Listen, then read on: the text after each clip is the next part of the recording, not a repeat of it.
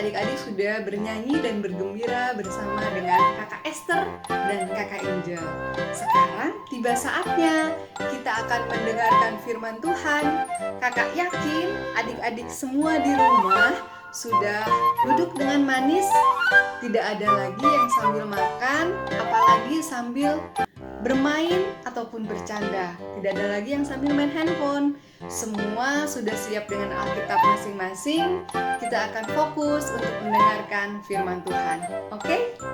Kita akan bersatu di dalam doa.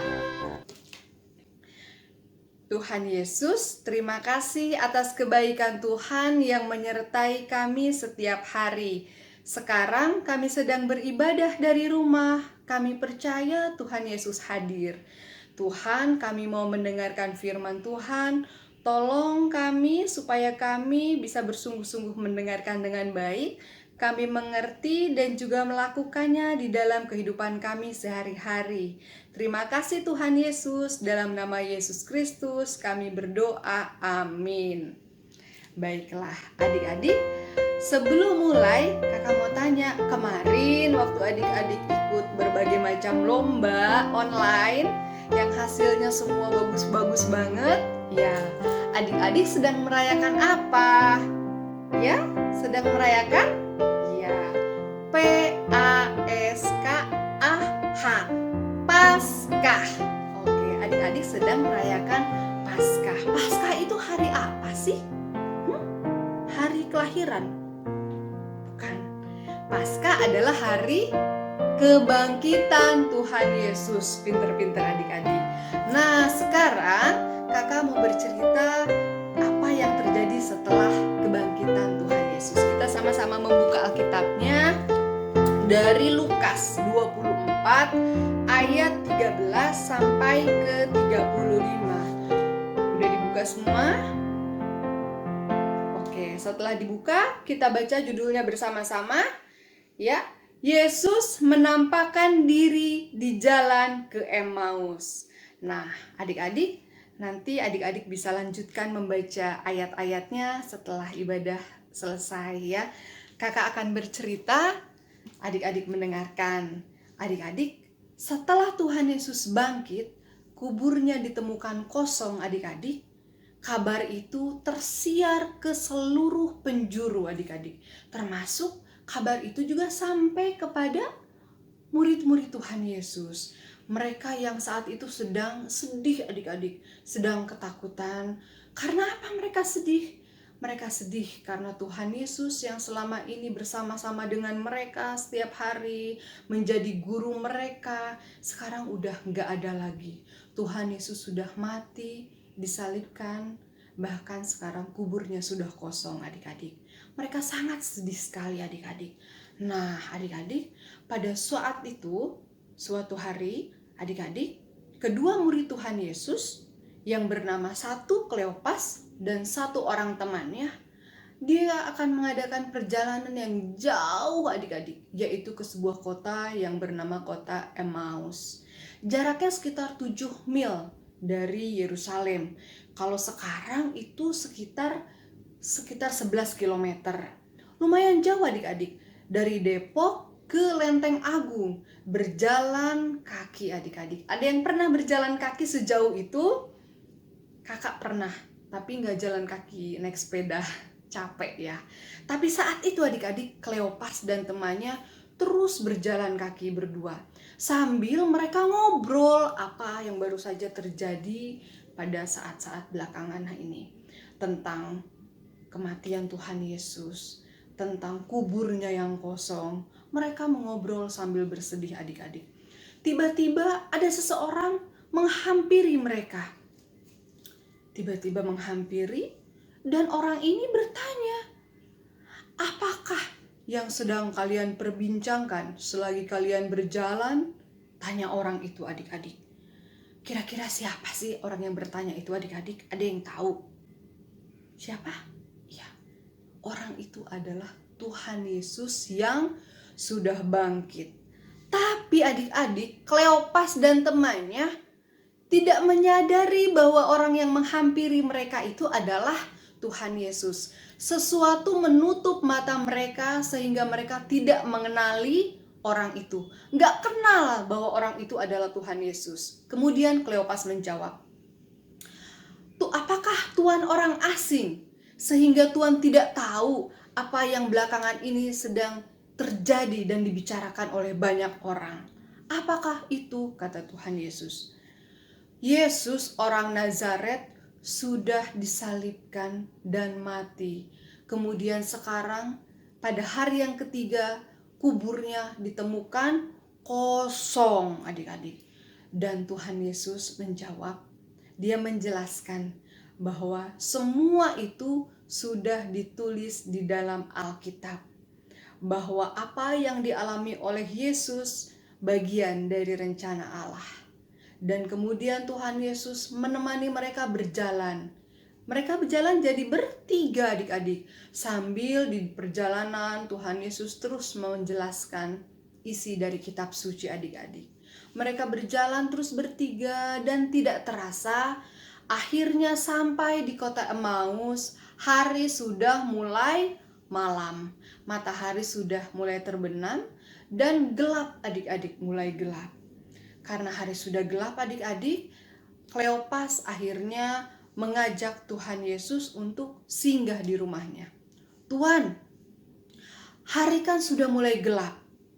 Mari, singgahlah dulu di rumah kami, Tuhan. Masuklah ke dalam rumah kami. Nanti dilanjutkan lagi perjalanannya. Apakah mereka tahu bahwa orang itu adalah Tuhan Yesus? Apakah mereka sudah tahu? Belum, adik-adik. Mereka belum tahu.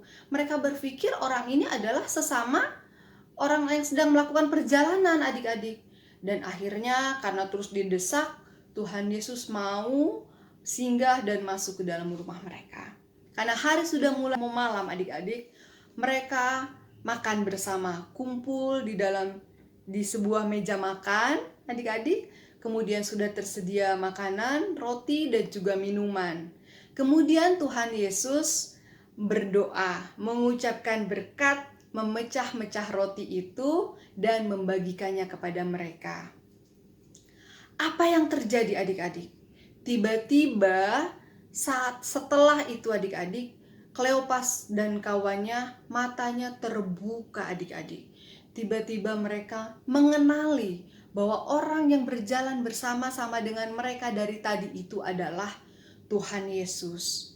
Tapi seketika itu juga Tuhan Yesus hilang, lenyap dari antara mereka berdua, adik-adik. Dan saat itu Kleopas dan kawannya hatinya berkobar-kobar. Mereka begitu bersemangat, bergembira, adik-adik. Oh, ternyata orang yang dari tadi jalan bersama kita itu adalah Tuhan Yesus. Pantes tadi waktu dia menjelaskan isi kitab suci, hati kita begitu berkobar-kobar. Adik-adik, akhirnya dengan begitu bersemangat adik-adik dan bersuka cita karena dia sudah bertemu langsung dengan Tuhan Yesus yang sudah bangkit, mereka kembali lagi ke Yerusalem untuk memberitakan hal ini kepada ke-11 murid Tuhan Yesus yang lain. Mereka bersegera, adik-adik, kembali ke Yerusalem memberitakan berita sukacita ini bahwa mereka sudah bertemu dengan Tuhan Yesus yang sudah bangkit, adik-adik. Kebayang ya bahagianya adik-adik. Ceritanya adik-adik sampai di situ.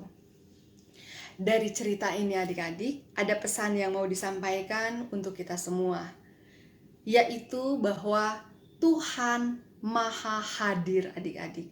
Seperti Tuhan yang hadir di dalam perjalanan Kleopas dan temannya, begitu juga Tuhan Yesus hadir di dalam kehidupan kita setiap hari.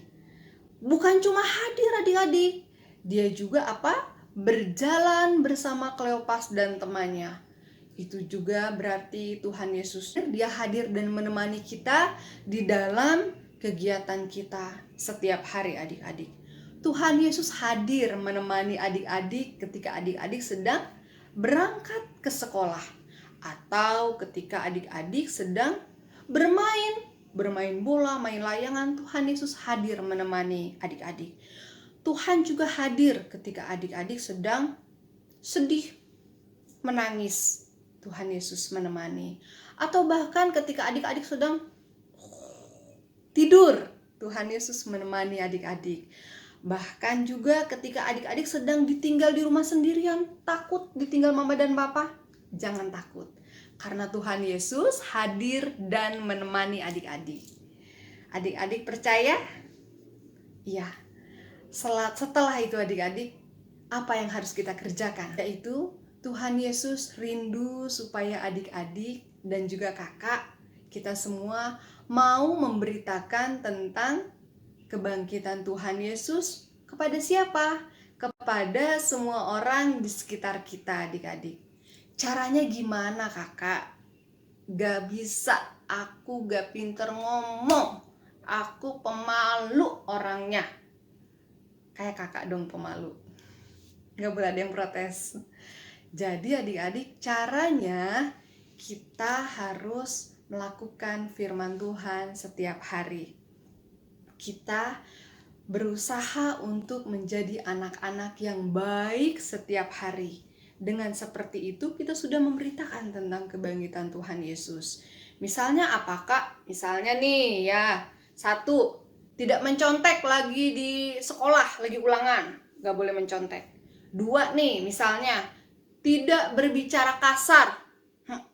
Apalagi laki-laki nih, kebanyakan kakak suka dengar bicaranya kasar. Gak boleh, bicara yang sopan dan baik. Yang ketiga, tidak berbohong.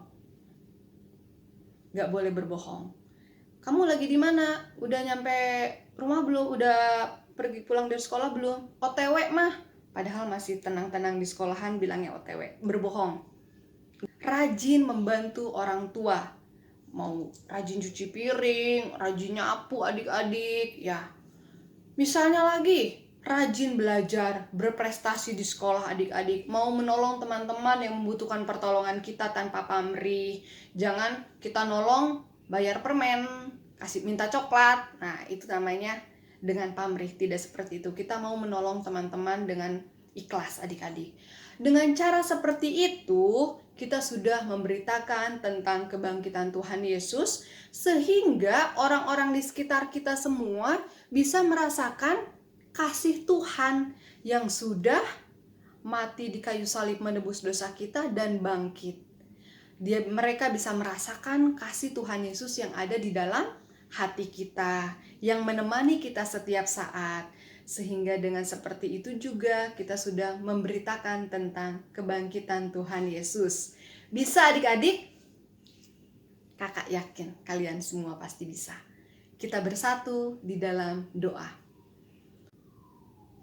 Tuhan Yesus, terima kasih untuk cerita yang sudah kami dengarkan. Kami mengucap syukur karena Tuhan telah menebus dosa kami semua. Terima kasih untuk kasih setia Tuhan.